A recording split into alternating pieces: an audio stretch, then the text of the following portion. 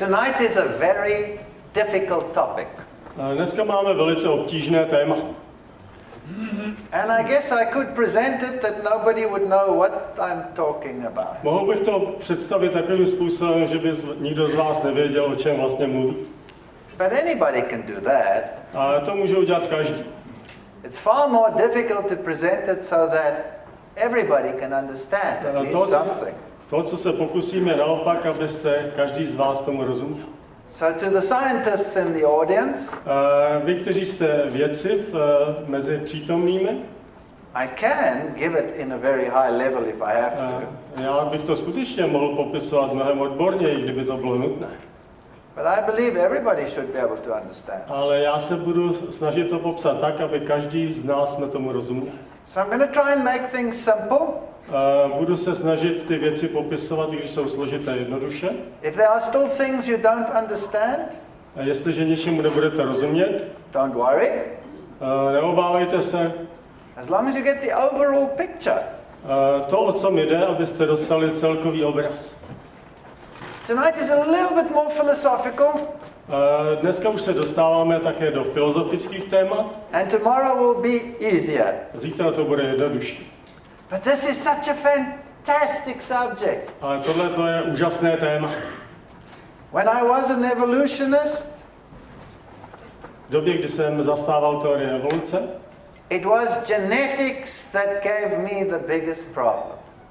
byla to právě genetika, která mi dělala největší problém.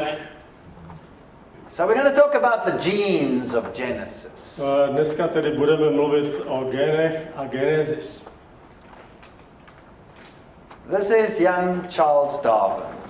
Tohle je obrázek mladého Charlesa Darwina. I think he was a brilliant man. Byl to skvělý muž. And let's be nice to Darwin. A buďme k němu laskaví. There are certain things he knew nothing about.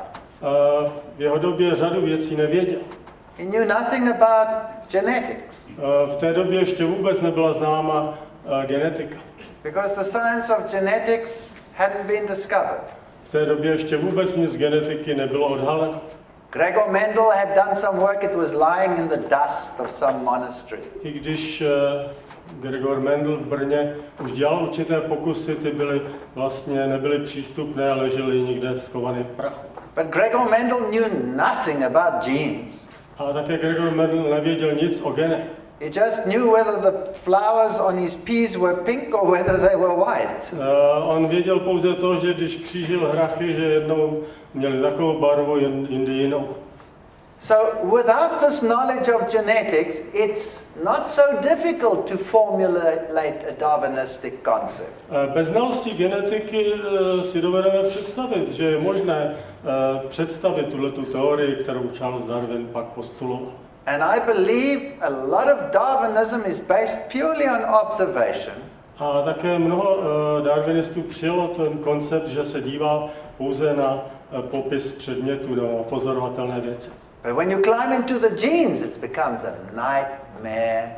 Ale když jdete do hloubky věcí a díváte se na obsah genů, pak je to obrovský problém to vysvětlit. Now Darwin was a lucky man. Byl to šťastný muž. Because he married a rich wife. A jeho žena byla velmi bohatá. And so he had time for all of these things that he wanted to do. A měl spoustu času a peněz na věci, které dělal. Well, here you have 3 giraffes. Tady máme 3 žirafy. Remember the question I asked you yesterday? Pamatujete si otázku, kterou se vás ptal včera? Do birds fly because they have wings, or do they have wings because they fly? Remember? Ptáci létají, protože mají křídla, nebo mají křídla, proto létají? Now, Lamarck would have said, Lamarck by řekl, they try to reach the top. Oni se snaží dostat ke koruně toho stromu. So the necks got longer. A proto ten jejich krk se stává další a další. That's Lamarckism. To je lamarckismus. It's highly unscientific. Je to, dneska už víme, že je to velice nevědecký popis. And it'll never work. A tohle skutečně nefunguje. No matter how you try to get longer, you won't get longer by hoping to get longer. I když se budete snažit vyrůst víc a víc a budete se snažit, výsledek bude takový, že se vám to nepovede. Darwin was cleverer. Darwin byl chytřejší. Darwin said there's a natural variety. On říkal, tady je určitá rozmanitost v přírodě. So all of these exist. Všechny tyhle ty žirafy existují. And under certain circumstances, this one might have a selective advantage over the others. A tady ta s tím nejdelším krkem, protože se dobře najímá výhodu před těmi menšími.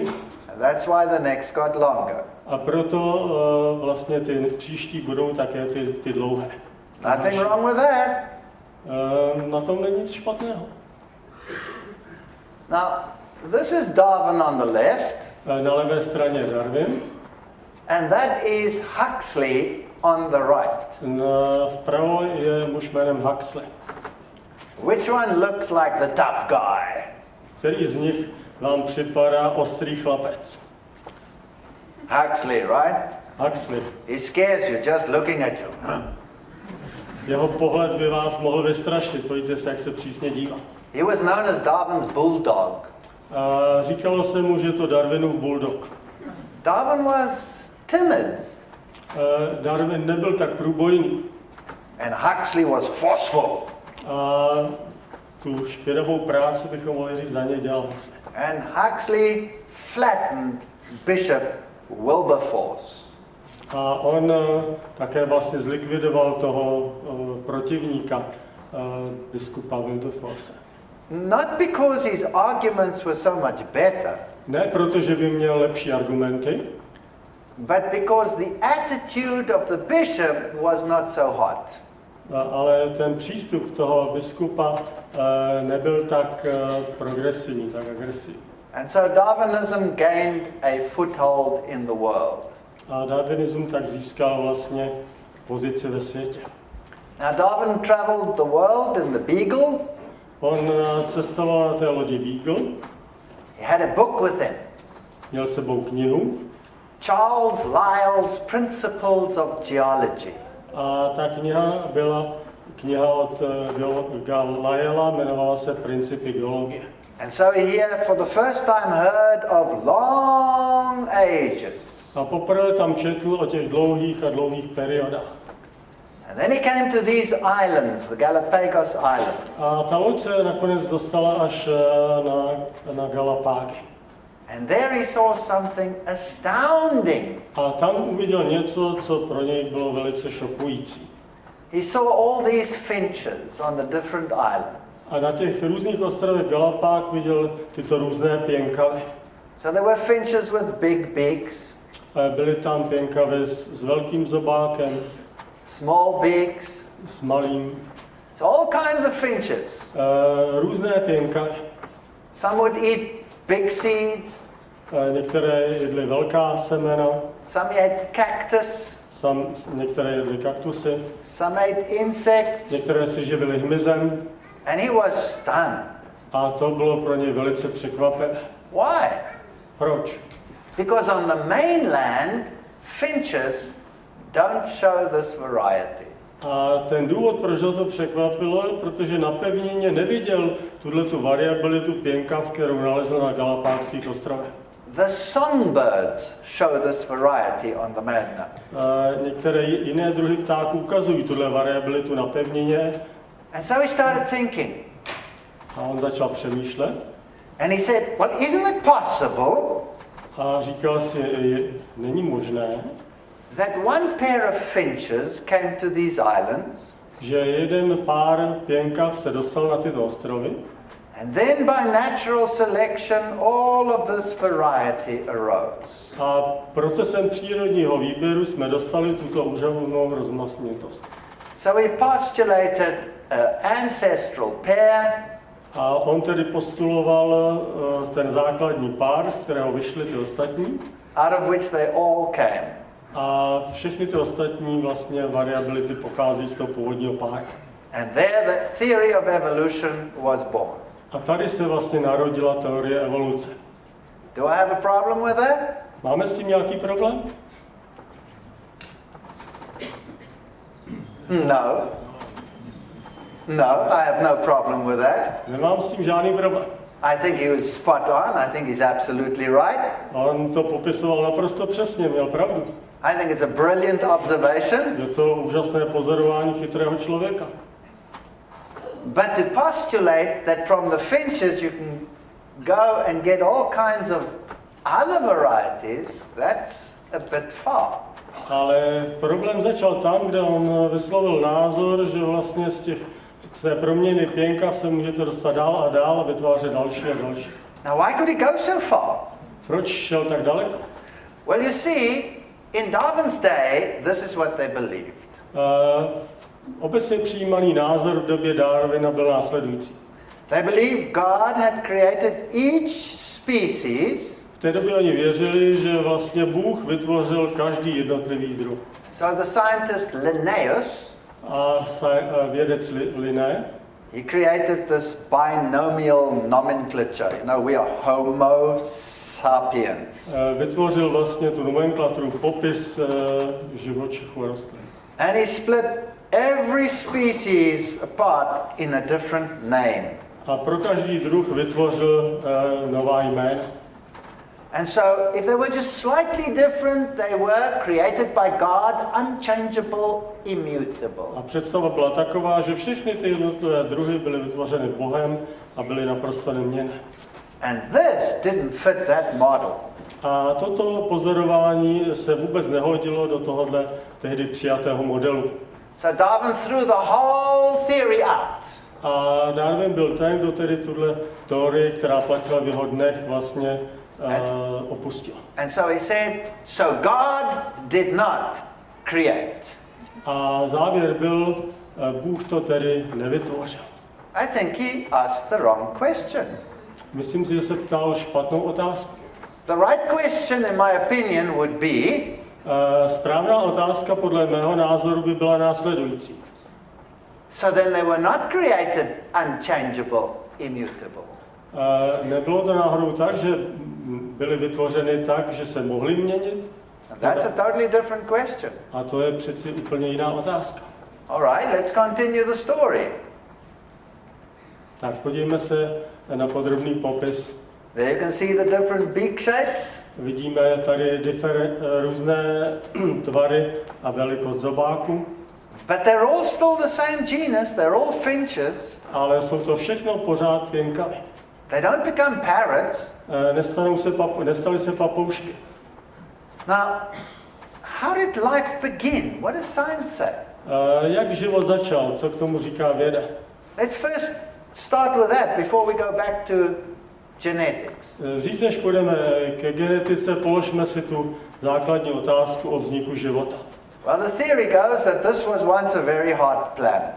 A teorie začíná tím, že Země svého času byla tedy velice horké místo. There was no atmosphere of oxygen as we know it today. Nebyla tady atmosféra, v které by byl kyslík, tak jak to máme dnes. The gases were all anaerobic around it. Ty plyny, které byly na naší planetě, byly anaerobní. There were violent storms. Byly tady velké bouře. Eventually water gathered. Nakonec vlastně se vytvořila kapalná voda. Because all life needs water. Protože život vyžaduje vodu. And then through this primitive atmosphere sparks came through the lightning. A tahle primitivní atmosféra původní byla vystavena mnoho výbojům při bouřích, bleska. Organic molecules started forming. Začaly se vytvářet organické molekuly. And out of those eventually life evolved. A postupně z těch organických molekul se vlastně nakonec vytvořil život. That's what science teaches. To je obecně přijatý názor. Well, to test the theory, there was a man by the name of Stanley Miller. Pan Miller se podujal úkolu testovat tuto teorii. And he decided to recreate the possible ancient atmosphere. Použil složení, které by mohlo odpovídat složení té prastaré atmosféry. And put sparks through it. A pak do toho pouštěl výboje. And then he would trap whatever molecules formed. A po ochlazení se snažil zachytit molekuly, které se vytvořily. And then lo and behold, after a few days he had organic molecules. A po několika dnech pokusů měl vlastně z metanu, amoniaku, vodíku organické molekuly. Mega breakthrough. To byl úžasný objev. Didn't you tell me Nature just published another analysis of his little bottle? Yes. Yes, the journal Nature just published another analysis of his little bottle. A překvapivě po 50 letech po experimentu časopis Nature publikoval další výsledky z této analýzy. So there's the solution how everything came about. A tady je tedy nabídnuté řešení, co všechno bylo na začátku. No doubt you get organic molecules. Není žádná pochybnost o tom, že takto můžete vytvořit organické molekuly. But here's the problem. Ale je tady několik otevřených otázek. You have to take it out of the environment, otherwise they disappear as fast as they are formed. Předně musíte vlastně ty produkty rychle odejmout, ochladit, protože jinak by se rozložily stejnou rychlostí, jako se tvoří. You can't do this on this planet, you'd have to take it off the planet. Tohle se samozřejmě nemohlo odehrávat na té původní planetě. Kdo by ty molekuly vzal a dal na chladné místo? That's not the only problem. To není jediný problém. In order for the molecules to form, you have to have a reducing atmosphere, no oxygen. Ta základní představa spočívala v tom, že tu musela být redukující atmosféra za naprosto bezvolného kyslíku. If there was no oxygen, then there was no ozone layer. A pokud by nebyl kyslík, samozřejmě by nebyl ani ozon O3, žádná ozonová vrstva. And if there is no ozone layer, a jestliže tady by nebyla ozonová vrstva, then the radiation would be so intense you wouldn't survive. You'd be gone. Že žádný život by nemohl přežít, protože ta silná radiace z vesmíru by ho zničila. Now please look at this atmosphere. To složení atmosféry tady vidíte. There's hydrogen, vodík, ammonia, carbon dioxide, kysličník uhličitý, methane, metan, nitrogen, dusík water. a voda. That was his atmosphere. To byla atmosféra, kterou on modeloval, tu původní atmosféru. Where did he get it from? Kde dostal tohle složení? Volcanic gases. Předpokládal, že to vzniklo vlastně z vulkanických plynů. But volcanic gases contain hydrochloric acid. Ale v současné době víme, že vlastně ty vulkanické plyny obsahují chlorovodík. And lots of carbon monoxide. Také spoustu kysličníku uhelnatého. So here's the problem. Tady je problém. That's not a reducing atmosphere anymore. To už pak není redukující atmosféra. So they can't form in that atmosphere. A v této atmosféře už byste nevytvořili ty molekuly. But there's a bigger problem. A je tu ještě větší problém. You see, there must be water, otherwise life can't take place. Musela tady být voda, jinak by se život nemohl vytvořit. Now if there's water, a tam, kde je voda, and there is no ozone layer, a není tam ozonová vrstva, because there's no oxygen, není tam kyslík, then the radiation is so intense, pak radiace je tak intenzivní, it instantly splits the water into hydrogen and oxygen. že způsobuje disociaci vody na kyslík a vodík. So you can never have a reducing atmosphere. Čili nemůžete nikdy vytvořit takto kompletně redukující atmosféru. End of story. Konec. Can't happen. But let's assume it did happen. Dobře, ale předpokládejme, že tady k tomu došlo. And let's assume that oxygen also came into the atmosphere eventually after long Že time. tedy kyslík nakonec se musel v té atmosféře také vyskytovat. And let's assume he did get his organic molecules, A which he did. předpokládejme, že dostal i ty organické molekuly. Here's the problem. Tady je další problém. Of all the amino acids, Všechny aminokyseliny, life can only use alpha amino acids. život používá pouze alfa aminokyseliny. But the mixture that is formed Ale ta směsice, která je vytvořena při těch Millerových experimentech, contains alpha, beta, gamma, epsilon, the whole lot. obsahuje spoustu aminokyselin jeho typu, kde ta aminoskupina je na prvním, druhém, třetí, čtvrtém uhlíku. And then there's another problem. A je tu další problém. Life can only use one mirror image, only L amino acid. A život také používá výhradě pouze jeden enantiomer, pouze L aminokyseliny. So if there's just one wrong one in a protein, it doesn't work. A stačí, aby byl vlastně jediný špatný D optický izomer a ten protein nefunguje. And there's no way that you could get a protein that would be functional. A pak vlastně díky tomu byste měli proteiny, které by nebyly funkční. And there would be no enzymes, Nebyly by pak žádné enzymy, because for that you need the protein. protože enzymy jsou tvořené proteiny, které mají funkci. You couldn't get them to react, Nemůžete je dostat k tomu, aby reagovali. because in water they will stay separate. Ve vodě by vlastně byly ty složky separované. So a man by the name of Fox tried to solve that. Fox se snažil vysvětlit, jak z těch aminokyselin vznikly proteiny. And he took this and he boiled off all the water. A vzal tu směs aminokyselin a vařil je ve vodě. And you get little globs of protein. A dostal nějakou část proteinu. Very excited. Look here, little globs of Byl z protein. toho naprosto nadšený. But they're all the wrong proteins, Ale byly to stejně naprosto špatné proteiny. because they can contain any one of these. Neobsahovaly vlastně to složení amidových vazeb tak, jak je And so vyžadováno. scientists pull their hair out and think, how's this going to happen? A řada lidí si s tím lámala hlavu a říkala si, jak se to tedy vytvoří. Eventually they give up. A nakonec to vzdali. And they say it couldn't have happened here. A když se to nemohlo stát tady, So maybe it happened on a meteor.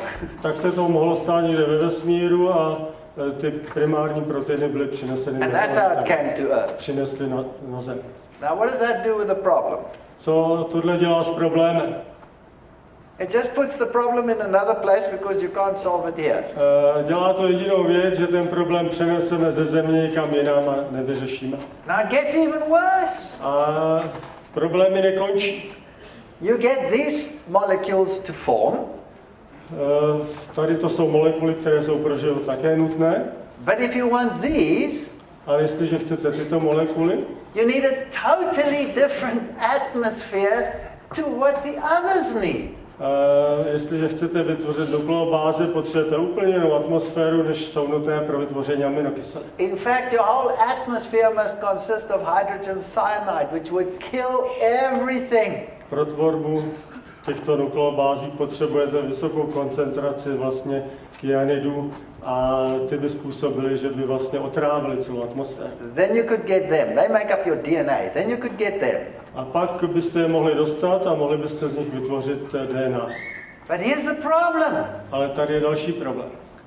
If you look at DNA, there's a sugar in it. Jestliže se díváme na složení DNA, vidíme, že tam obsahuje také složku cukru.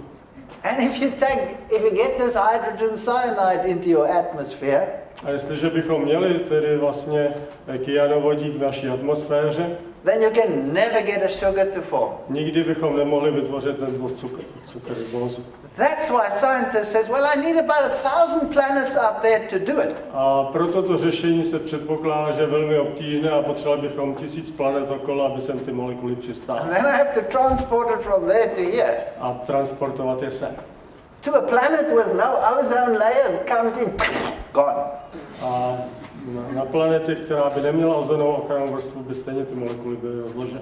It's impossible to solve this problem on planet Earth. Je nemožné řešit ten problém chemické evoluce na planetě Zemi. So the experiment might sound very dramatic, but it's meaningless. Ty experimenty vzbudily velkou pozornost, byly velice sledované, ale nemají žádný význam. Now, the information as to who you are Informace o tom, kdo jsi, is all written here in code form in your DNA. je napsána právě pomocí těchto molekul. And just as you have letters in an alphabet, A vlastně ty jednotlivé nukleobáze představují písmena abecedy. so the sequence of the bases spell something. A to posloupnost těch jednotlivých nukleobází písmen dává tu informaci. But you have to string them together. Ale musíme je dále spojit dohromady. No scientist, Žádný vědec with all the experimentation that has been done in the entire world, se všemi experimenty, které tomu byly věnovány na celé zeměkouli, has ever got them to string together naturalistically. se jim nepodařilo vlastně vysvětlit, jakým způsobem došlo k propojení těch cukrů. Because energetically it's impossible. Je to energeticky nemožný proces You samotný. need complex enzymes to do it. V přírodě to dělají velice složité enzymy. And so you can never get them. A ty samozřejmě tehdy nebyly k dispozici, proto existence téhle molekuly. And then there's another problem. A je tu další problém. The complex enzymes that you need A ty složité enzymy, které potřebujete, are coded for in the molecule that you can't get. jsou vlastně kódovány touhle molekulou, kterou zatím nemůžete dostat. There you really have a chicken and an egg problem. A je tu problém tedy slepice a vejce. All right, but let's say it happened. Dobře, ale necháme to být a řekněme, že k tomu skutečně došlo. Let me teach you something about probability. Podíváme se na otázku pravděpodobnosti. How probable is it that if a bomb explodes under a pile of wood, Jak pravděpodobné je, kdyby bomba explodovala tady pod tou hromádkou dřeva, that the debris would fall down and form this perfectly functional little a house? že ty zbytky po tom výbuchu dřeva by padaly dolů a přitom vytvořily tento krásný domeček. How probable is that? Jaká je pravděpodobnost takového jevu? Even smaller. Yes, I agree. Menší, než tady je napsáno. It's even smaller than 1 to 10 to the power of 80. Menší než 10 na 80. But let me just explain this number to you. Dovolte, abych vám vysvětlil toto číslo, co znamená. How many atoms in a pin? Kolik atomů je v jehle nebo ve špičce? Billions and billions and billions and billions and billions and billions and billions and billions, right? Obrovské množství. All right. So how many particles in a pin? That is neutrons, protons, electrons, hadrons, quarks, photons, the whole bit. Billions and billions and billions and billions and billions and billions and billions in a pin. Snažíme se spočítat, kolik je těch základních částic, protonů, neutronů, elektronů a tak dále v jednom předmětu. So how many particles on planet Earth? Kolik částic je na planetě Zemi? How many particles in the entire universe? Kolik částic je v celém vesmíru? 10 to the power of 80. Tohle číslo. 10 na 80 částic je It v looks so celém small, vesmíru. eh? It looks so small. Vypadá to jako malé číslo, That's a mind-boggling number. ale je to číslo úžasně veliké. Now, if you had a chance Kdybyste měli příležitost of 1 in 10 to the power of 80, něco vidět právě v tom poměru 1 ku 10 na 80, to win the lotto, řekněme, že byste v tomhle poměru měli příležitost vyhrát loterii, then forget it. tak na to zapomeňte. Nekupujte si los. Now, does science know about these probabilities? Yes, they do. A vědci dobře vědí, jak je tohle nepravděpodobné. But the big clever man is Dawkins, Ale Dawkins, velice chytrý chlapík, and he says, so what? říká, tak co? It happened, To se přece odehrálo, because here I am. protože já jsem tady. But we'll see whether that is so. Tak podíváme se na to, jestli ten problém skutečně vyřešil. Now let's go to your DNA molecule. Podíváme se zase na molekulu deoxyribonukleové kyseliny. A gene is written in the sequence of the bases in this molecule. A ta informace v genech je napsána právě pomocí sekvence těch jednotlivých nukleobází, které tvoří dvojitou šroubovici. And it's what we call a triplet code. A nazýváme to tripletový kód. The sequence of 3 nucleotides codes for 1 amino acid. Bylo zjištěno, že sekvence 3 nukleotidů kóduje jednu aminokyselinu.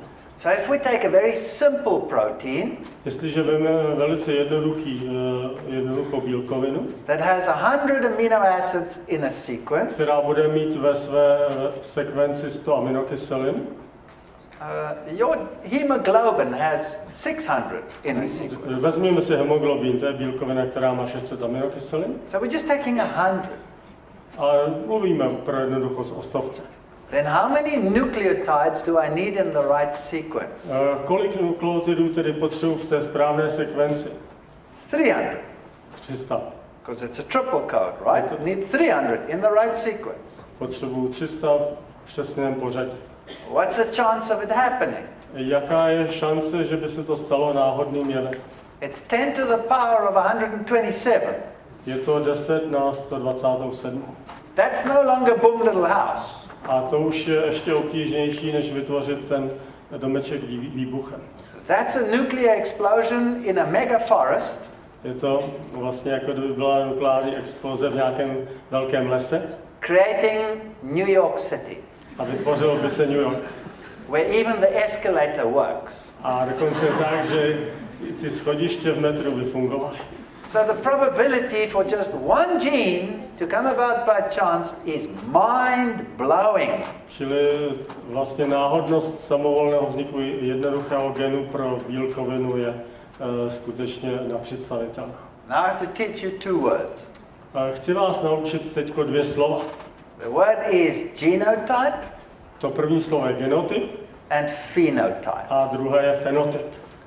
Now the genotype is the actual genome, is what your genes look like. Ten genotyp And not znamená, these either. ten genotyp znamená, že to ta informace, geny, které jsou v nás, které nás vytváří. The phenotype is what is expressed, what you actually see. Fenotyp je to, co je viditelné, rys, který skutečně vidíme. So when you look at me, what are you looking at? A když se na mě díváte, co vidíte?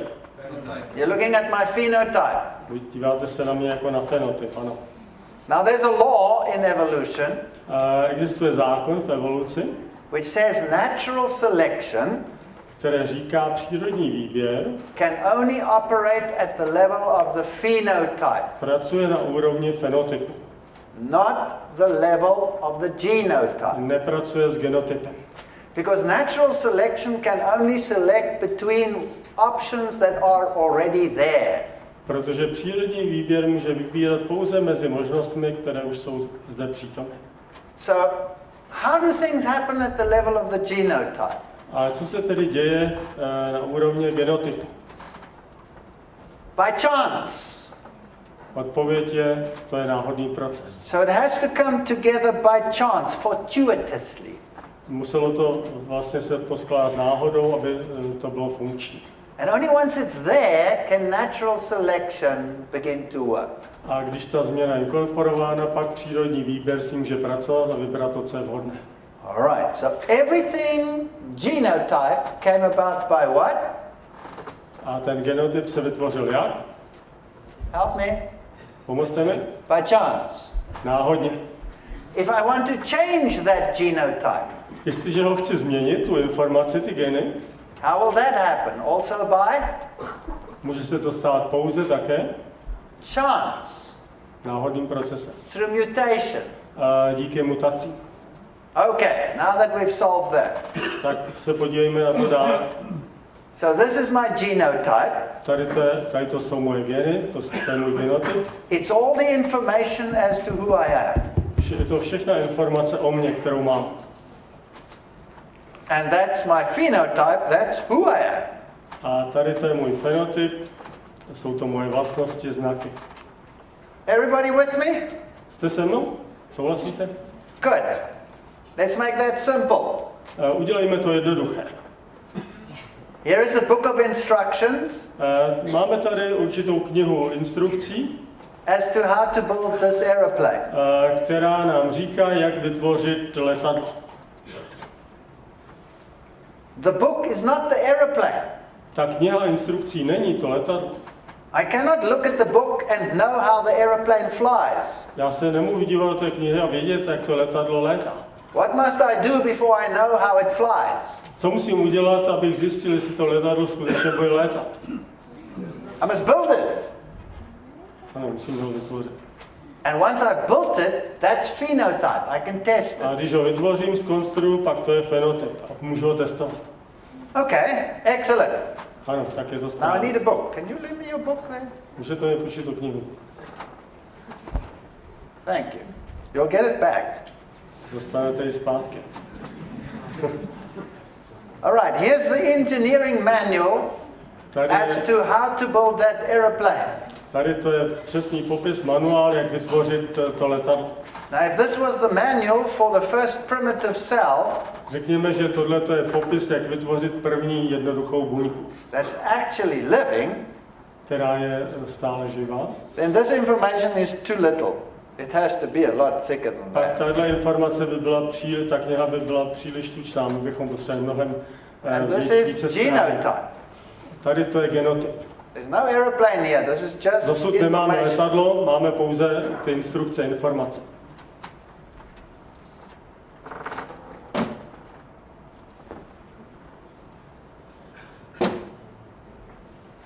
Question. Otázka. Who wrote the book? Kdo napsal tu knihu?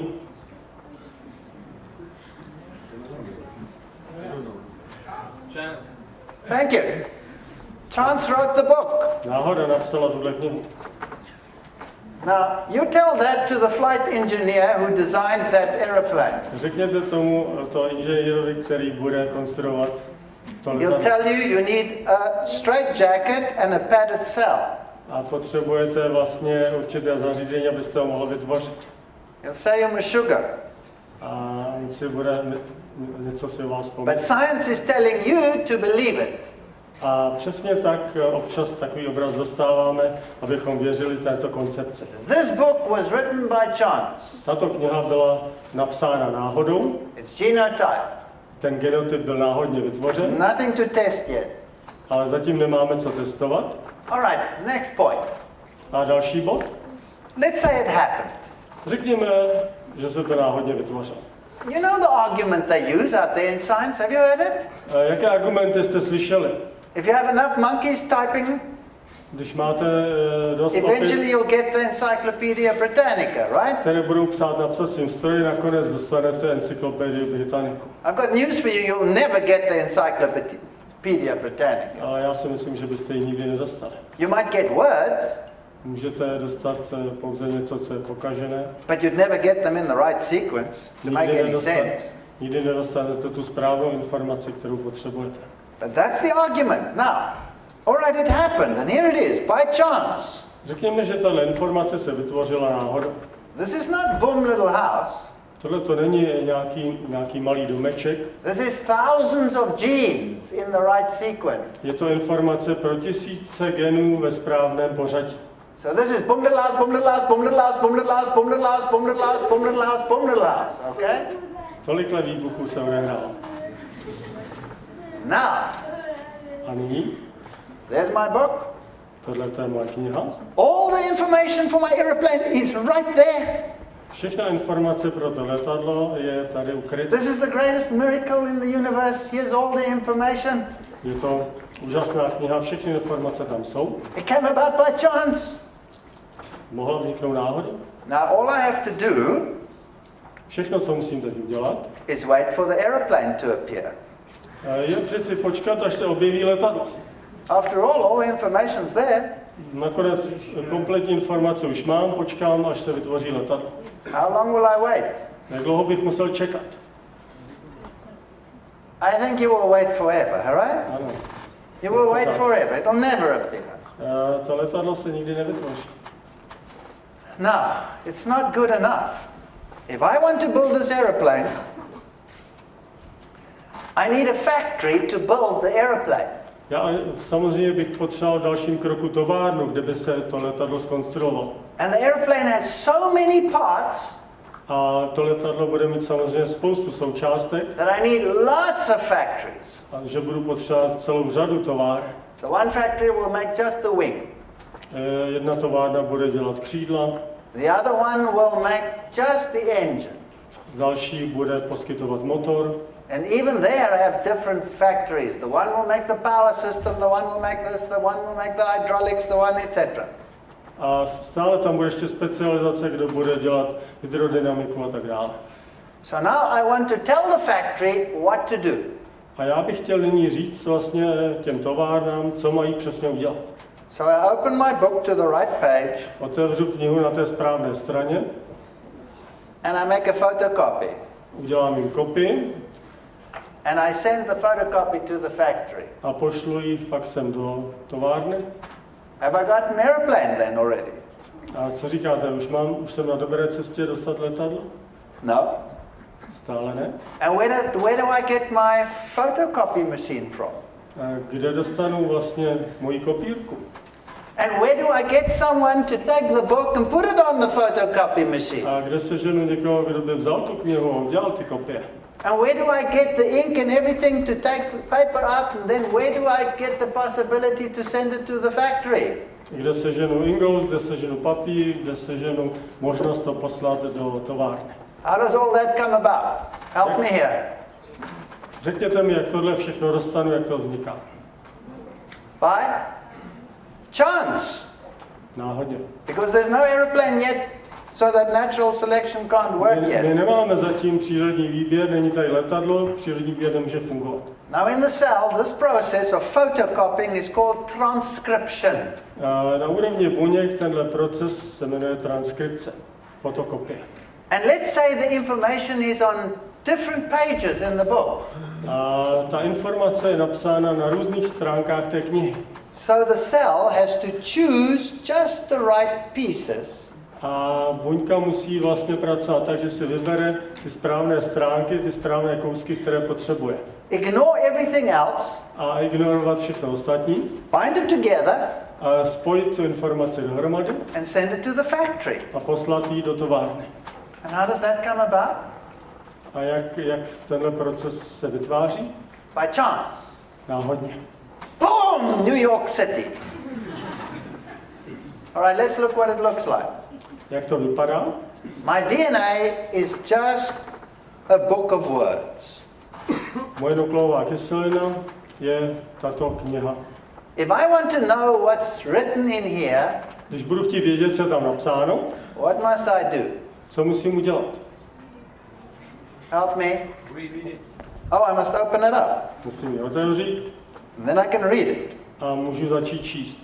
And then I can say, okay, I want a photocopy of this page. A já si skopíruju tady tu stránku. So your DNA is a closed book.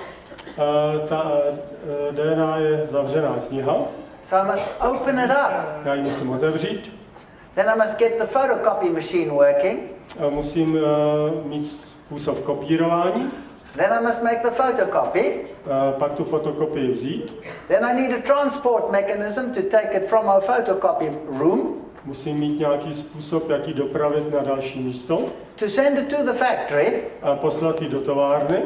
To make what's ever written there. Z té informace, co tam bylo napsáno, aby mi udělali. So I need a fancy machine. A v této zajímavé mašince. And then I only have a piece. A tady dostal jsem jeden kousek do stavebnice toho letadla. So I must do that thousands of times over. A musím to dělat pořád dokola. And how did it come about? A jak tenhle proces, jak k němu dochází? By chance. Náhodně. All right, let's look at the process. Podívejme se na ten proces. Here you have the cell, nucleus. Pohled do buňky, dostaneme se do buněčného jádra. There's a nuclear pore. Tady tímto pórem. That's a miracle in itself. Je to úžasné. Inside the nucleus, there's my closed book, the DNA molecule. A tady v buněčném jádře vidíme vlastně tu molekulu DNA. How did it come into existence? Jak vznikla?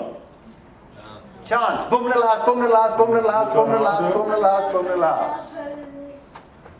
Now, let's open the pages. I need a very special enzyme to do Otevřeme that. stránky díky velice speciálního enzymu, který to dělá. Have I got an airplane already? A máme už letadlo? Zatím ne. Now I get my photocopy machine. Tady je moje fotokopírovací přístroj. Reading the right pages, making no mistake. Čteme na správné stránce, neděláme žádné chyby. And making a molecule which is called RNA, which is my photocopy page. A ta skopírovaná stránka se nyní jmenuje ribonukleová I'm kyselina. going to send it to this gate. A Pass it through. ta je odeslána pryč. This gate does nothing else than protect the inside of my photocopy machine. A tyhle ty vrátka způsobují, že ochraňují moji fotokopírovací mašinu. This is just information. It's nothing but information. Tato informace na molekule RNA Put it into the machine. jde do speciálního zařízení. Read it. So we have enzymes. Je přečtena. Ty enzymy to čtou. And they bring exactly the parts that I need according to my code. Překládají se přesně do sekvence aminokyselin. And I build a protein. A vytvářím tak bílkoviny. What you are seeing is a marvel of science. A to, co tady vidíme, je zázrak vědy. How did it come into existence? Jak se tento proces vytvořil? Help me. Pomozte mi. You actually have two choices. Máte dvě možnosti. Chance or desire. Náhoda nebo návrh. Now it's finished, but it's useless. It's just like a sheet of metal. I want to fold it into a wing. A ten protein v té rovné podobě by byl neužitečný, musí se přesně So I put it poskládat. into another machine. Dám to do další mašiny, Fold it up ta je poskládá, in the right shape. dám mu správný tvar. And when it's finished, I take it out of the machine. Když to je skončeno, dostanu to z tohoto stroje. I put it onto a truck. Naložím Here comes ji my truck. na transportní systém. And I tell it, send this part to the Boeing factory that they can. Now, let's have a look at that. Podívejme se na to. So here you have an addition and here you have a deletion. Je tam ukázka přidání nukleobáze a také jeho smazání, odstranění. Let's say that's the normal sequence. Ta normální sekvence má tohle pořadí nukleobází. And remember that it's a triple code. Tady vidíme ten triplet. And the enzyme reads them in threes. A enzym je vždycky čte po těch třech písmenech. Now, what would happen if I deleted a letter? Let's say I delete the C. A co se stane, jestliže bych jedno písmeno odstranil, řekněme tady to písmeno C, cytozí. Then the sequence would change to AGT. Pak se ta sekvence změní, But the C is gone. protože C zmizelo. So the next one then would read GAG. A máme vlastně místo GCA, máme GAG. Now let's make that simple. Udělejme to jednoduše. Here's a simple three-letter sentence. Tady máme jednoduchou větu tvořenou vždycky ze třech. The cat and the hat. Kočka a klobouk. Now what happens if I delete the C? Řekněme, že odstraníme C. That's a mutation. To je mutace. Then my sentence would read the atahundata he at. A ta věta přestává dávat smysl. So the whole sentence becomes nonsense. Ano, je to úplně nesmysl. That's why mutations are harmful. Proto mutace jsou škodlivé. But evolution requires what? Ale evoluce vyžaduje A positive mutation. naopak, aby ty mutace přinesly pozitivní rysy. So they say amongst all the harmful ones, occasionally you might get a good one. A představa je taková, že sice většina jich je škodlivá, ale čas od času v malém procentu jsou také pozitivní přínosné. Have they ever found one? Ale problém je najít. Well, if you read the textbooks, they have, yes. Když čtete učebnice, tak najdete vyjádření ano, takové jsme našli. Which one? Jako? They say sickle cell anemia. Je to speciální nemoc, vlastně anémie. That's where instead of a round blood corpuscle, red blood corpuscle, Je to tehdy, když vlastně červené krvinky it becomes like a sickle moon, just a sickle. vytváří vlastně z toho kruhového tvaru vytváří tvar jako měsíc. It's called sickle cell anemia. Nazývá se to přímo anémia sickle cell. Now, if you're living in a malaria area, Když žijete v oblasti, kde je malárie, then the malaria parasite cannot lay or develop in a sickle. It can only develop in your full blood corpuscle. tak nemůže dojít k nemoci tehdy, když vlastně ten tvar té krvinky se změní, ona může atakovat pouze tu zdravou kruhovitou krvinku. So you have a lower probability, or you don't get malaria in a malaria area. Čili nemůžete onemocnit malárii v té oblasti. So that's a positive mutation because now you have a selective advantage.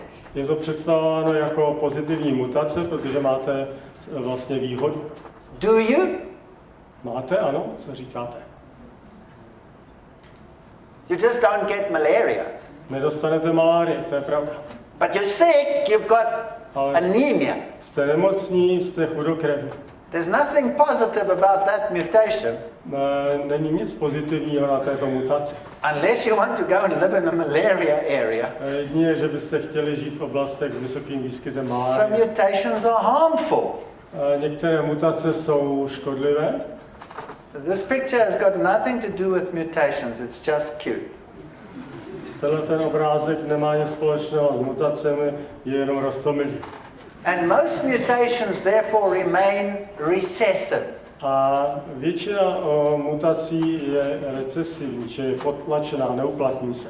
Which means you must have a lot of other genes to cover up for the mistake. Je to díky tomu, že máme spousty dalších geny, které vlastně tu chybu vyrovnávají. Where do those genes come from? Kde se ty geny vzaly? Boom, little house. Náhodný výbuch. All right, now let's get a little technical. Tak teď bude jeden technický popis. Let's say life evolved. Řekněme, že život se vyvinul.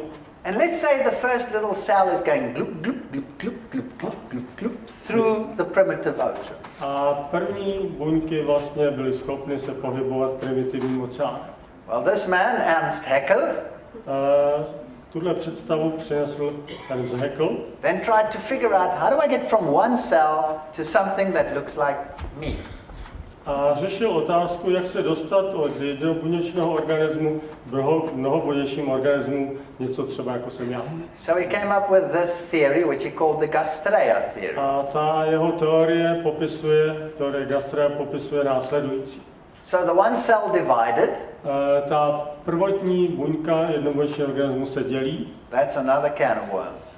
a to budeme ještě řešit. They stuck together, Ty buňky zůstávají blízko jedna druhé eventually they formed a ball of cells, a pak vytvoří velký komplex těch původních buněk and then the ball developed an indentation, a pak vlastně se rozdělí tak, aby vytvořili tento profil. eventually the indentation went all the way through, A tady už máme vlastně sekvenci těch původních buněk v přesném pořadí. and then you've got something like A me. máme z jednobuněčného mnohobuněčný organismus. Because I'm like that with an indentation all the way through. A tohle to je představa, jak se vytvářel mnohobuněčný organismus. There's the one opening, Je tady and the other one I can't show you. But there's a pipe going all the way through me, right? a That's there. tohle byla vlastně představa, je taky, jak se třeba vytvořil náš metabolický systém. And out of that developed every animal on the planet. A tímhle způsobem se vlastně z jednobuněčného organismu vytvořili všechna zvířata na planetě. And then he said, all the animals are all related. A ta představa říká, že všechna ta zvířata jsou vlastně příbuzná. And so he developed what is called the biogenetic law. A on postuloval biogenetický zákon. And he said all the embryos show that we are all related and that we recapitulate the evolution. A vlastně na všech zárodcích těch zvířat postupně můžeme sledovat ten postupný vývoj a ukázat si ta jednotlivá stádia vývoje evoluce. And that is in every textbook on evolution. A tohle to najdete v každé učebnici evoluce. Although science knows it's wrong, it's impossible, Ale věda dobře ví, že tohleto tvrzení je nepravdivé, je to nemožné. and even worse, A co ještě horšího? Haeckel cheated when he drew the embryos. A Haeckel dokonce podváděl, když maloval ta embrya tak, aby se mu to hodilo do toho obrazu. Because they don't fit his theory. Protože oni nezapadali do té jeho představy. But now let's look at it when we look at it from the point of view of genetics. Ale podívejme se na to z pohledu genetiky. Let's say you have a cell Řekněme, že máme buňku and you have a mutation, máme mutaci and after that mutation your cell now looks like this. a díky té mutaci se ta buňka změní a vypadá takto. That's improbable, Není to příliš pravděpodobné, but possible. ale je to možné. But that's not what you want. Ale to není to, co bychom chtěli. Do you consist of just one cell? One kind of cell? Skládáte se z jednoho druhu buněk? Or do you have thousands of different kinds of cells? Nebo jste složeni z mnoha tisíc různých druhů buněk? Help me here. Pomozte mi. All right, you have thousands of different kinds of cells. Ano, každý z nás máme v sobě tisíce různých druhů buněk. When that ball stuck together, weren't all the cells the same? A problém byl v tom popisu, všechny ty buňky, které se zlukovaly, byly stejné. Yes. But you need different cells. Let's just look at two My examples. potřebujeme rozdílné buňky. Let's take a muscle cell which looks like that. Podívejme se na podrobný popis vlastně tkáně svalu. And look at the nerve cell that looks like that. Podívejme se také na neurony. They're very, very different. Jsou velmi rozdílné. So how come they're so different? Jak je možné, že jsou tak rozdílné? Because they've got totally different genes that are active. Je to díky tomu, že vlastně ty části genu, které kódují, jsou zaktivovány úplně jiným způsobem. That first cell didn't have any genes for muscle, nor did it have any genes for nerve. Ta první buňka přeci neměla žádný gen pro sval a žádný gen pro nerv. So where do those genes come from? Kde se ty geny tedy vzaly? So there must be genes which say you are a muscle cell, Musí tady být přece informace, která řekne, ano, ty budeš buňkou svalu. and there must be genes which say you are a nerve cell, A musí tady být také informace, geny, které řeknou, ano, ty se staneš nervovou which buňkou. the first cell didn't have. Ale první buňka to takhle neměla. So where do these two genes come from? Kde se tyhle ty geny tedy vzaly? Actually, you need hundreds of genes, not just one, but let's just say one. Where does it come from? Ale my potřebujeme stovky takových genů. That first cell didn't have it. První buňka je neměla. Amoeba wasn't a muscle cell. Amoeba wasn't a nerve cell. Where does it come from? Ameba neměla ani... Two choices. Help me. Jaké máme možnosti? Came about by chance. Náhodou. Boom, little house. Boom, little house. Now here's the next problem. A tady je další problém. What's the point if there's a muscle cell and a nerve cell in your body, Co by nám pomohlo, kdybychom měli buňku svalu a nervovou buňku v našem and they těle, don't talk to each other? ale ty by spolu neměli komunikaci? Useless, right? Bylo by to naprosto neužitečné. And what's the point if the cell doesn't know which genes to activate? A to, co chci zdůraznit, je, že musíme mít systém aktivace genů. If I have two lights here, light over there and a light over there, Řekněme, že mám dvě světla, jedno na pravé, jedno na levé straně, and I want to switch that one on and that one off, a já chci tohle nechat zapnuté, tohle vypnout. what must be on the wall at the back there? Co tam musí být vzadu na stěně? A switch. Musíme mít vypínač. All right?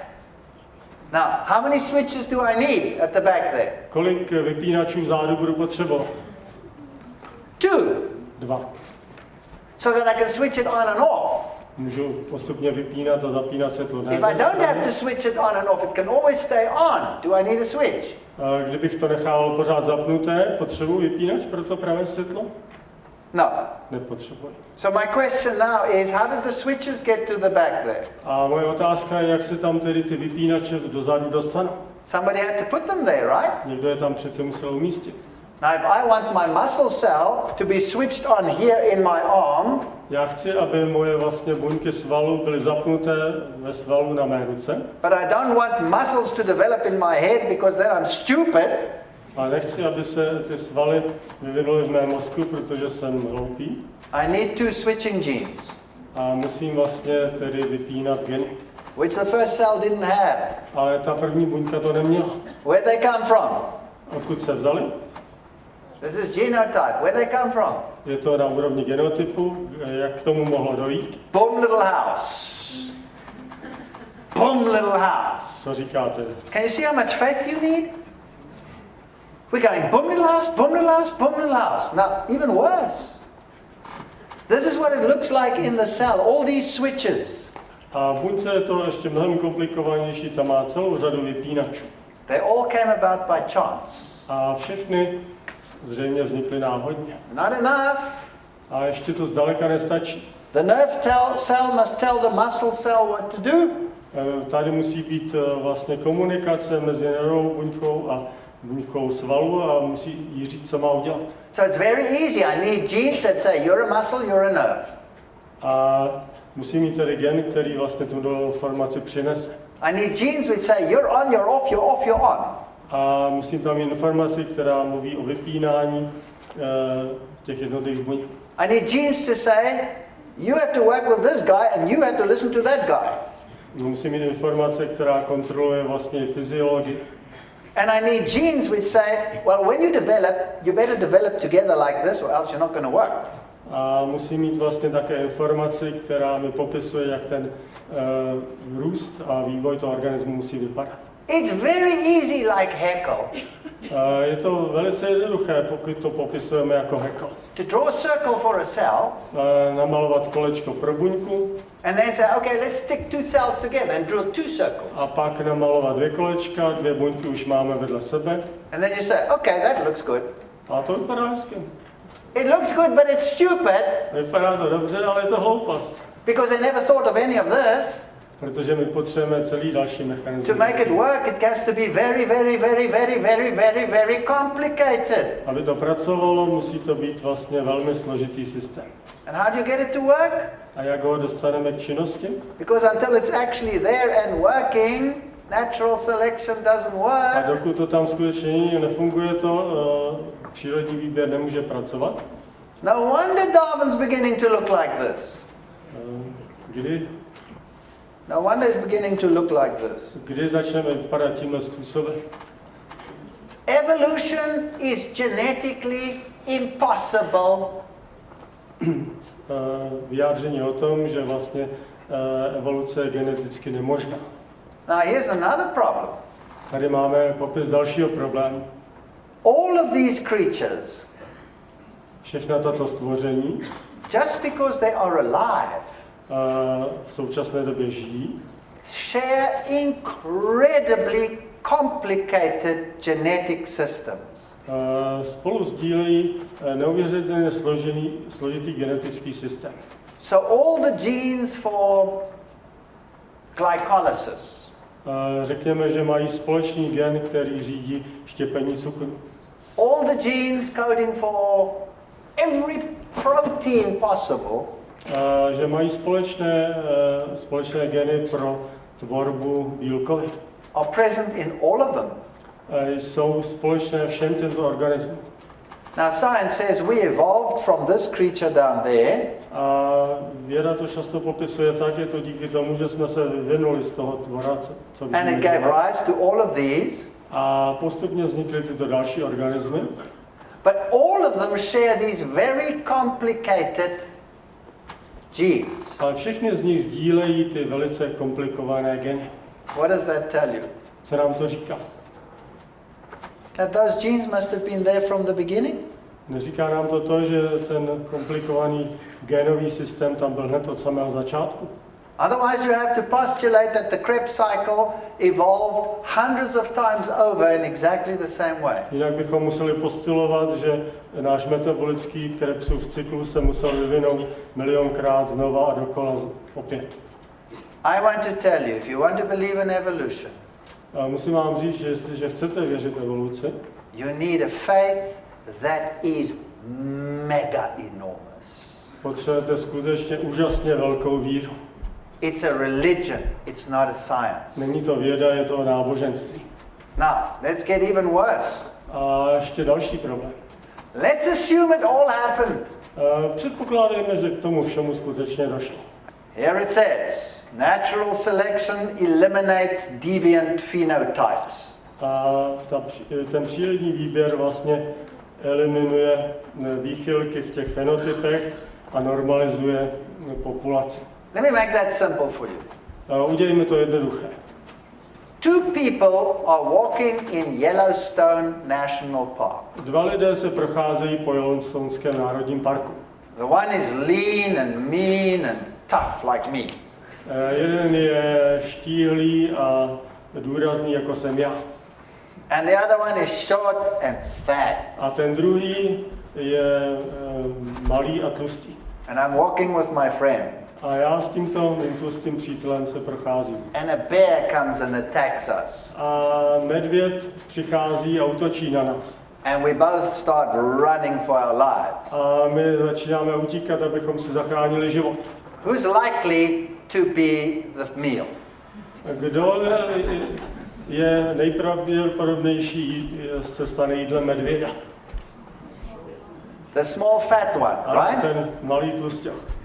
So the small fat phenotype is at a selective disadvantage. Vyplývá tedy z toho, že ten malý tlusťach má selektivní nevýhodu. And I get away. A já uteču. And my friend is dead. A můj přítel je mrtvý. So how many of us are left? Kolik nás bylo? One. Pouze jeden. All right, let's think that through. For selection to work, you need at least two to choose from. Pro výběr tedy potřebujeme několik možností. And then, when natural selection chooses the one in favor of the other, když přírodní výběr pak si vybere jednu z těch nejméně dvou možností. this is the famous example in the textbook. Tady to je ten velice známý příklad z učebnic. The black and the white peppered moth. Je to příklad vlastně černého a bílého mola. So the black one is visible on a white background. A ten černý je viditelný na bílém pozadí. And the white one is visible on a black A background. ten bílý mol je viditelný na tmavém pozadí. By the way, this was never photographed in nature. This was done deliberately. This is just... A tohle nikdy nebylo foceno v přírodě, bylo to vytvořeno v umělých podmínkách. All right, so which one here would be eaten by birds? Který z těchto molů bude sněden ptákem? The white one. Tento bílý. So after a long time, the white one would go extinct. A po dlouhém čase tedy bychom předpokládali, že ten bílý vyhyne. So I started with two, Začal jsem se 2 and I end with how many? a skončil jsem s kolika? With one. S 1. Now here's my question. A zde je moje otázka. How do I use a mechanism Jak můžu využít mechanismus, that makes less and less který zmenšuje množství, to make more and more variety? a abych udělal větší a větší rozmanitost? Have you thought about that? Přemýšleli jste o tom tímto způsobem? So natural selection is useless. V tomto ohledu přírodní výběr je naprosto neužitečný. All it does is eliminate. Přírodní výběr eliminuje. In fact, it's doing such a good job, soon we'll have nothing left on the planet. A dělá tak dobře svoji práci, že za chvíli nebudou žádní živí tvořové na planetě. If you look at the varieties in the past, varieties are getting less, not more. Podívejme se na rozmanitost, která je nalezena ve skameninách, rozmanitost tvaru, velikosti listů. This was the variety of this plant in the past, and this is it now. It's getting less.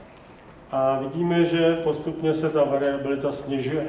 Now, let's get back to our dogs. Vraťme se zpátky k pejskům. Did you ever think that the wolf would have all of this in him? Přemýšleli jste někdy o tom, že ve vlkovi by bylo obsaženo všechno tohle, co vidíme? The wolf looks like a wolf. Vlk přeci vypadá jako vlk. And yet in the wolf there's the chihuahua. A podívejme se tady na malou chihuahu. And there is the Great Dane. And there is the bulldog. Podívejme se na bulldoga, baseta. When you look at those ears, they're fantastic. Look here, this is the variety you get in wild dogs. Tady je rozmanitost, která je nacházena v divoce žijících psech. And look at this variety in ears. Podívejme se tady na tu rozmanitost třeba ve velikosti uší. Do those wild dogs and that wolf have an ear like that, yes or no? Všimli jste si, že ten vlk by měl takhle dlouhé uši? No. Does it have the gene for that ear? A měl v sobě gen pro tohle dlouhé Help ucho? me here. Pomozte mi. Of course it must have the gene, otherwise you couldn't breed this animal from the wolf. Ano, jistě musel mít tuhle informaci, jinak bychom vlastně křížení nemohli dostat tohle zvíře původně z vlka. So for all of these ear types there is an allele. So there's a whole host of genes in there. Čili ta původní informace v alele obsahovala informaci pro všechny typy uší, které tady nachází. Of which only one is expressed. Ale pouze jeden z nich je vyjádřen. Now where do all those other genes come from that the wolf has? Odkud se vzaly ty ostatní geny, které vlk má? He doesn't need them. On je nepotřebuje. He never uses them. Nikdy je nevyužívá. But they're there. Ale má je k dispozici. So where do they come from? Odkud se vzaly? Help me here. Pomozte mi. You have two choices. Zase máte dvě možnosti volby. Chance or design. Náhoda nebo návrh, design. If you want to believe chance, that's your story, that's fine. Náhodou je to vaše volba. But you're believing boom the last, boom the last, boom the last, boom the last, boom the last, boom the last, boom the last, boom the last, boom the last. Musíte pak věřit v řadě velice nepravděpodobných náhodných změn. You need a lot of faith. Musíte mít silnou víru. Where does all this variety come from in this one species? A kde se vzala tahle ohromná rozmanitost vlastně v jednom druhu? They're all different alleles. Look at these butterflies. Podívejme se na tyhle motýly. Some of them develop in the winter, some of them in the summer, some in the spring, some in the autumn. Některé se vyvíjejí během různých ročních období, proto rozdílná barva. Did you know that the pigeon has genes for very big and very small? Víte o tom, že vlastně i holuby mají geny pro to, aby v nich byla zahrnuta jak malá, tak velká velikost. This pigeon over here has genes for very big and very small. I ten holub nalevo má informaci v sobě jak pro toho velkého, tak pro toho malého. Because you can breed them from this one. Můžete je vlastně křížit a vytvořit. And this pigeon has all the genes it takes to make this funny looking thing down here. A má také informaci, geny pro to, aby vypadal jako tento nadmutý tam dole vpravo. Where those genes come from? Kde se ty geny vzaly? From little house or design. Look at this variety here in size and color. Tady vidíme další rozmanitost ve velikosti, barvě, tvaru. Or this variety. Here is the quagga. Tady je už vyhynulé zvíře podobné zebře. The quagga is extinct. Už je vyhynulé. And here is the zebra. A tady dole vidíme zebru. Now, there was one skin still left of a quagga. Byla nalezena vlastně jedna kůže z toho vyhynulé kvachy. And so they wanted to clean it up to make a museum exhibit. A chtěli ji vyčinit a vyčistit, aby ji mohli vystavit v muzeu. And when they cleaned it up, they saw, there's still some blood veins on it. A když ji čistili, zjistili, že jsou tam pořád vlastně nějaké cévy a žíly naplněné krví. So they sent the blood for analysis, DNA analysis. Poslali tuhle krev pro analýzu DNA. And guess what? A hádejte, co se stalo? It turned out to be exactly the same as the plains zebra. A zjistili, že ten genetický materiál přesně odpovídá současné zebře. So what are they doing now? Co s tím nimi dělají? The quagga project has bred the quagga back. A vlastně celý tenhle projekt musel ustoupit, protože se ukázalo, že nemá racionální základ. Was it extinct? Skutečně vyhynula? No, but those genes weren't active anymore. A nevyhynula, ale jenom ty geny, jejich aktivace se změnila. This ladybird is black in the spring and this color in the fall. Tady vidíme, jak beruška mění barvu v závislosti na ročním období. So, in the different seasons, different genes must be active in it. Což znamená, že v tom různém období musí být aktivovány různé geny. Where do those genes come from? Kde se ty geny berou? Boom, little house. Now here's a mega problem. A tady je skutečně obrovský problém. You remember those butterflies? Vzpomínáte si na ty motýly, co jste viděli? How does a butterfly start out its life? Jak se, As a what? jak motýl přichází k životu? As a worm. Jako larva. A worm that eats leaves with jaws. Larva, která požírá listy. And then it changes into a pupa. A pak se dále mění. And then it changes into a butterfly. A nakonec vlastně výsledná proměna je v motýla. Question. Mám otázku. Does that butterfly have every single gene it takes to make a worm? Má tedy ten motýl všechno informaci v genech pro to, aby se stal larvou? Yes or no? Yes. Ano, musí tam být... If you look at the two, if you look at this big fat worm and you look at this beautiful butterfly, would you say they're one and the same species, yes or no? Když vidíte tu ohavnou housenku a pak tom nádherného motýla, řekli byste, že tohle je stejný druh se stejnou informací. So in fact there are thousands of genes active in the worm and thousands of totally different genes active in the butterfly. Je to důsledkem toho, že tisíce jiných genů je aktivní ve formě larvy. Did Darwin know this? Věděl tohle Darwin? No. Ne, v té době to nebylo známé. That's a huge variety. Proto vidíme tuhletu úžasnou variabilitu díky Where's it come genů. from? Kde se to vzalo? You only have two choices. Zase máme dvě volby. Boom little house, boom little house. Now, if you look at all of these, Podívejme se na variabilitu tady. in the past they were all different species. V minulosti to byly různé druhy. Today there are how many species? Kolik máme druhů dnes? One. Pouze jediný. So where does all this variety come from? Kde se tato ohromná variabilita vzala? Different genes in the genome that can be selectively activated or deactivated.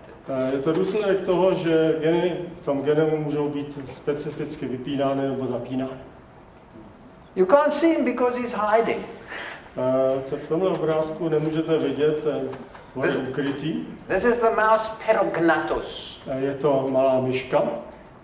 He can be white or he can be black. Může být buď to světlá, bílá, nebo tmavá. Depending on where he lives. Závisí na tom, kde žije. So if he comes into the winter Jestliže je v zimním období and there's snow, a napadne sníh, he becomes white. stane se bílou. Same with a rabbit. The rabbit changes color. To též vlastně platí pro zajíce. So what's happening in the rabbit? Co se s ním tedy musí stát? One set of genes is being switched off and another set of genes is being switched on. Čili ta změna barvy je důsledkem toho, že určité geny byly vypnuty a jiné zapnuty. So all of these varieties of lizards, all are different in their genotype. To samé vidíme vlastně u té ohromné variability ještěrek. I'm not going to go there. All right. Now, if I want to modify the genotype, Jestliže chci tedy zmodifikovat, měnit genotyp, to increase the variety, abych zvýšil rozmanitost, then that also has to happen by chance. tak se to muselo zase stát náhodou. Now, how do we do that? Jak to děláme? By fertilization. Děláme to díky oplodnění. Now, if you want to have fertilization, then you need a process called meiosis. A ten proces, který detailně to popisuje, je meioza. I thought I could get away with this picture. This is not pornographic, is it? But this is the process whereby genes are transferred between Tady two pairs. na tomhle obrázku vám chci ukázat proces, který vede k výměně genů. Now, why is this happening, does science say? Proč k tomuhle vlastně dochází? Because they need to explain more variety. Protože tímhle způsobem lze vysvětlit větší rozmanitost. Because natural selection makes less and less, they need something to make more and more. Protože přírodní výběr obvykle redukuje ten počet možností a my musíme mít nějaký mechanismus, jak jich vytvořit víc. So they say it came about by sexual reproduction. A proto ta rozmanitost vlastně je díky sexuální reprodukci. Now here's the problem. Ale tady je problém. Only the children show more variety. Také děti ukazují vlastně větší rozmanitost. How do you get male and female? How do you get to have male and female? How did it have to come about the first time? Jak se stalo, že poprvé vlastně tady byla žena a muž? Help me. Pomozte mi. By chance. It's the only way. Byla to náhoda? Now, that means the mechanism that we're seeing here, where the whole genetic system changes, čili je tady vlastně popis mechanismu, kdy se mění celý genetický systém. had to come about by chance. A předpokládá se tedy, že k němu došlo náhodou. So in the process where you make sex cells, V procesu, kdy tedy vlastně se tvoří ty nemocné buňky, the chromosomes come to lie next to each other like this. pak vlastně musí dojít k tomu, že se chromozomy narovnají takhle vedle sebe. One you get from your father, one you get from your mother. A v těch vlastně oplodněných zárodečných buňkách jeden gen je od matky, jeden od otce. Then they divide into two like this. Pak se rozdělí tímto zvláštním způsobem. And then you have the two next to each other. Máme dva blízko sebe. Then they start exchanging genetic material like this. A dochází vlastně k výměně genetické informace. Let me make that simple for you. Udělíme to jednoduše. I've got my book on my aeroplane. Mluvím o té knize, která vlastně popisovala letadlo. And I want to make more variety of wings. A já chci udělat změnu v těch křídlech, udělat mnoho jiných typů křídel. So I put the book into my computer. Dám si knihu do počítače. And I get another book also into my computer. A mám tam ještě další knihu v mém počítači.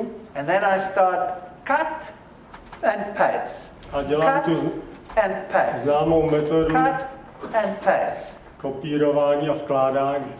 For that I need a computer.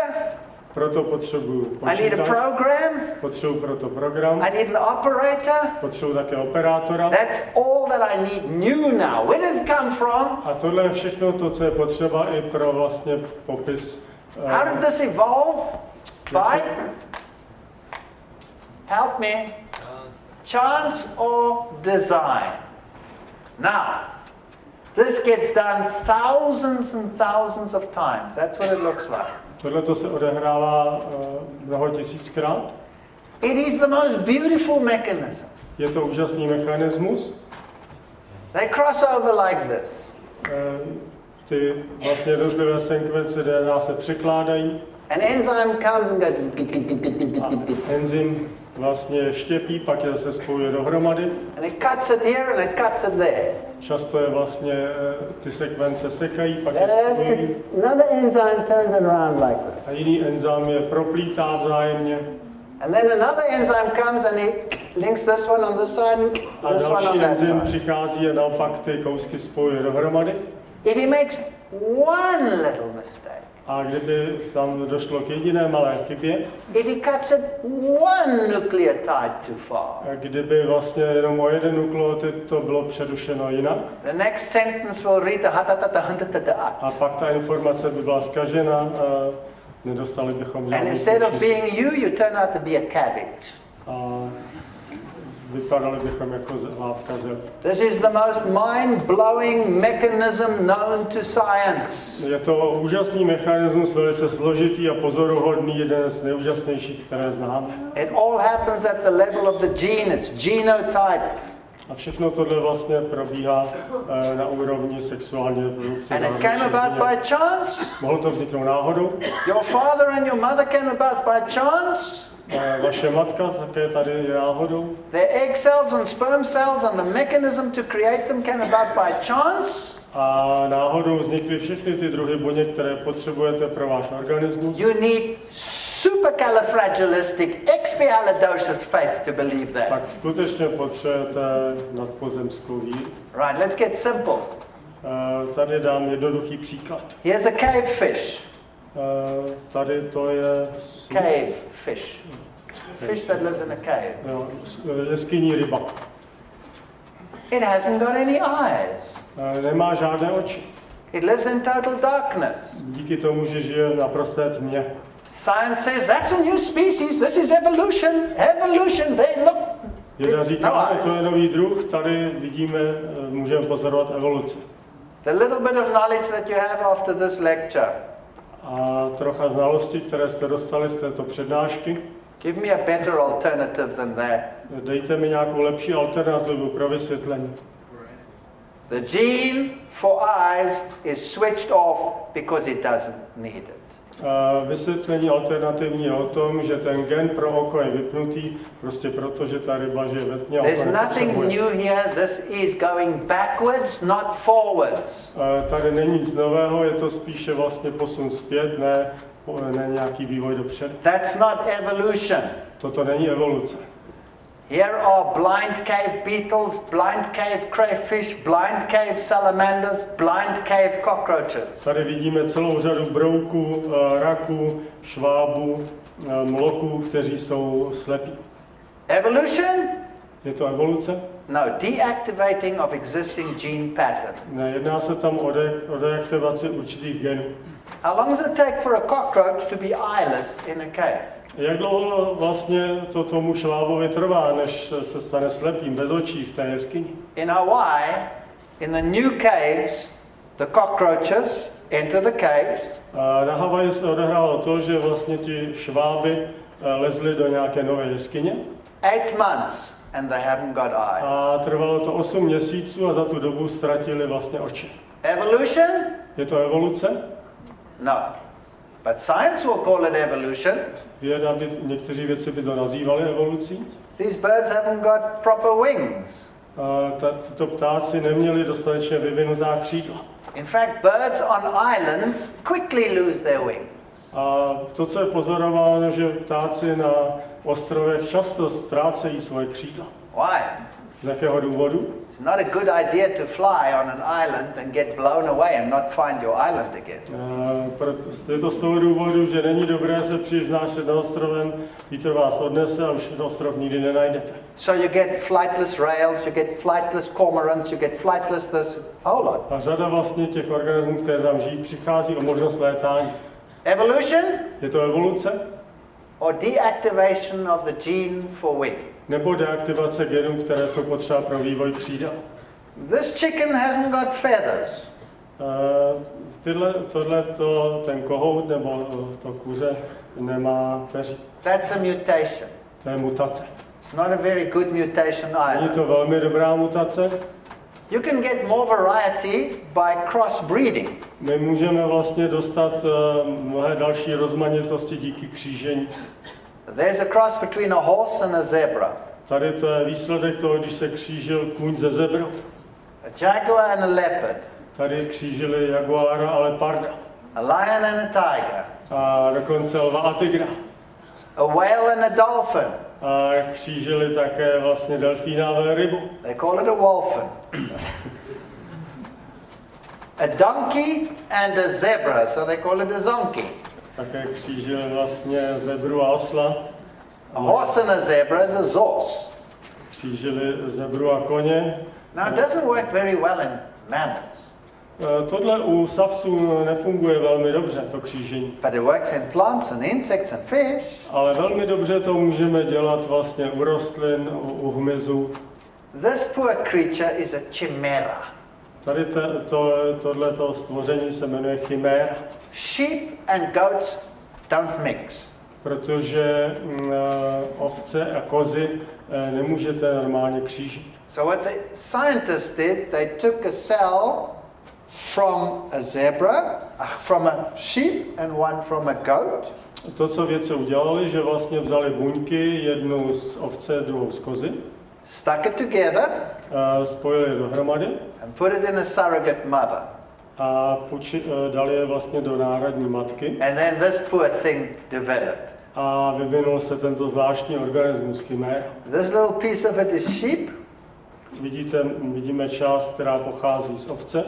This piece of it is goat. Tady vidíme část zjevně z kozy. So it's patch goat, patch sheep, patch goat, patch sheep. Je to taková zvláštní směsice. All right, but that's a scientific experiment. Now, you can also get something called fusion of chromosomes. Můžeme také pozorovat jev, který se jmenuje vlastně spojování chromozom. A short chromosome and a longer chromosome fuse and you get a very long one. Spojí se krátký a dlouhý chromozom a vytvoří velmi dlouhý. Any new material here?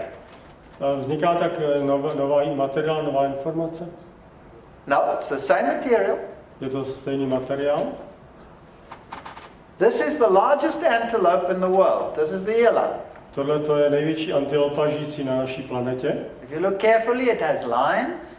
Vidíme, že tady má vlastně určité pruhy. And a 12 horn. A má výrazné rohy. This is the kudu. Tady to je kudu. It has lines. Má také pruhy na sobě. And a longer 12 horn. A velice dlouhé rohy. They have exactly the same fusion. A oni vznikly vlastně stejným spojením genů. There's the female. A tady to je samice. There's the lesser kudu. Same thing. A tady vidíme menšího kudu. There's the nyala. To zvíře se jmenuje nyala. That's the female, that's the male. A vidíme, jaký je rozdíl mezi samicí a samcem. They look like two different species. Vypadají jako úplně odlišné druhy. Now, all of these that I'm showing you have exactly the same chromosome fusion. A všechna tahle zvířata, která vám ukazují, mají stejnou to chromozomální spojení. There's the bongo, same lines, 12 horn. There's the sitatunga, that's the small antelope. Tady je další popis několika antilop 12 horn. Rysy. All have the same fusion. Všechny ty druhy mají stejnou fúzi chromozomů. So what is this? Co to znamená? This is one kind. Je to jeden druh. This is not evolution. Tohle není evoluce. It's exactly the same as you have with the wolf. Je to samé, jako jsme viděli u psovitých šelem. The wolf has 78 chromosomes. Vlk má 78 chromozomů. That's the variety you get in the wolf. A tady to je variabilita, kterou vidíme. And that's your wild foxes and jackals. A tady vlastně vidíme příklady divokých lišek a kojotů. Now they have 38 up to 78 chromosomes. Překvapivě, oni mají od 38 do 78 chromozom. If they have 38 chromosomes, Kdyby měli 38, the chromosomes are very long. pak by byly velmi dlouhé ty If chromozomy. they have 78, the chromosomes are very Když short. mají 78, pak jsou ty chromozomy velmi krátké. So they did some gene mapping. A je to zajímavé z hlediska mapování genů. And guess what? A hádejte co? It's exactly the same genes. Ale je to stejná informace, stejný genový materiál. So all of these, A všechny tyhle lišky, the difference is no bigger than you have in the dog. a ta rozdílnost není větší než to, co vidíme v psích rasách. And these are the wild dogs. Tady to jsou na pravé straně divocí psy. Science will make each one of those a different species. A často bychom viděli popis, že každý z nich je jiný druh. Is it? Je to tak? It's one kind. Je to jeden druh. So let's have a look. Here you have a jackal, a fox and a coyote. Podívejme se, srovnejme šakal, lišku a kojota. Can they interbreed? Mohou se křížit vzájemně? Yes, they can. Ano, mohou. The jackal and the fox will interbreed. The coyote will interbreed with the jackal and the wolf will interbreed with the coyote. Čili je tam možnost vzájemného křížení, tak jak byla popisována mezi těmi druhy. Here's the famous evolution example of Australia. Tady je vlastně velice věhlasný evoluční příklad z Austrálie. That's the dingo. Známý pes dingo. Highly protected. Je velice chráněný v současné době. Why is it so highly protected? Z jakého důvodu? Because it's disappearing. Protože mizí. Why is it disappearing? Proč má tendenci vyhynout? Because it interbreeds with a dog. Protože se kříží ze psy. So what is it? A výsledek je co? It's a dog. Výsledek je pes. The dingo is a dog. Dingo je tedy pes. They even know that it's a dog. A myslím si, že je to všeobecně známo, už přijato dnes, že to je Because pes. they know that Chinese seafarers brought it to Australia as their pets. Protože oni vědí, že vlastně přivezli je čínští mořeplavci jako svoje domácí mazlíčky. But because it's been living there for so many years, it's evolution. Ale protože pak v Austrálii žili ty psy velmi dlouho, byli pokládány za příklad evoluce. Australia, get used to it, it's a dog. Ale Australané už vám dnes běžně řeknou, že to je skutečně So you pes. get all these funny fusions. A máme možnost různého spojování chromozom. And there's no new genetic material. A nevzniká tak nový genetický materiál. There's a gene system which we call a transposon, a transposase gene. A to je gen, který se nazývá odborně transpozální gen. An enzyme comes along to your book, A dochází k tomu tak, že enzym přichází na určitou stránku vaší knihy, goes snip, snip, tam vyštípne určitou sekvenci, takes the gene, vezme jí ten gen takes it to another place, a dá ji na jiné místo, goes snip, udělá si tam řez, pushes it apart, roztáhne to puts místo, it in, tu část tam vloží well. a zase ji tam zašije. Any new information here? Vznikla tady nová informace? No, same information, just put in another place. Ne, je to stejná informace, která se jenom dostala na jiné místo. In one generation you go from a small mouse to a giant A mouse. díky tomu pak vlastně je snadný přechod v jedné generaci jít od malé k velké myši. Evolution? Je to evoluce? No. Just reading the genes differently. Je to zase jiný způsob čtení genů. So all of these wonderful mechanisms that we've discussed, Máme a dneska jsme diskutovali spoustu velice zajímavých mechanismů variace v genetickém all these materiálu. variant genes, Variace v genu. pumdelas, Možnosti dané. reproduction, Reprodukční vývoj. boom, New York City, meiosis. Myoza. I can't even explain it, it's so big. Je to velice složitý proces. Crossing over, all of this, all of these that all make nothing but variation. Where do they come from? Všechny tyhle mechanismy nedělají nic jiného než novou variabilitu. Kde se tady vzaly tyhle mechanismy? Chance or Je to design? náhoda, nebo to bylo navrženo? All right, you're in modern Darwin, you know everything about genetics. Vy jste už moderní Darwinové, znáte všechno o genetice. You come to another island and you see all of A these řekněme, že birds. přijedete na jiný ostrov a vidíte všechny tyhle ty ptáky. What would you say? Co byste řekli? God didn't do it? Bůh to neudělal? It's evolution? Je to vývoj. Or would you say, wow, look at the built-in variety within this kind? Nebo byste naopak řekli, to je úžasné, jakou variabilitu v tomto druhu je možné vytvořit. Never, ever, ever has a gene been added except by chance. Nový gen se nemůže vytvořit a nebude dost žádným způsobem než náhodou. So when I look at all of these ladies, A když se podívám na všechny tyto dámy, you now have two choices. mám možnost volby. This is built-in variety, and if it's built-in, who built it in? Je to variabilita, která je v něch vytvořena a kdo jí tu možnost a rozmanitost vytvořil. Who did it then? Kdo to udělal? You have two choices. Máte dvě možnosti. Chance put it there, Byla to náhoda, or a designer put nebo it to there. bylo přesně navrženo designérem. If a designer put it there, Jestliže to tam návrhář vložil tuhle informaci and you say that this one is better than that one, or that one is better than that one, what are you doing? a vy byste řekli, tady ta blondýna dole je lepší než ta nahoře nebo než ta vpravo, You're being arrogant. pak bychom projevovali úžasnou aroganci. If you take the wolf and you get out of him a black poodle and a white poodle, A jestliže vezmeme vlka a uděláme z něj pudla bílého nebo černého, is the one better than the other? je jeden lepší než druhý, co říkáte?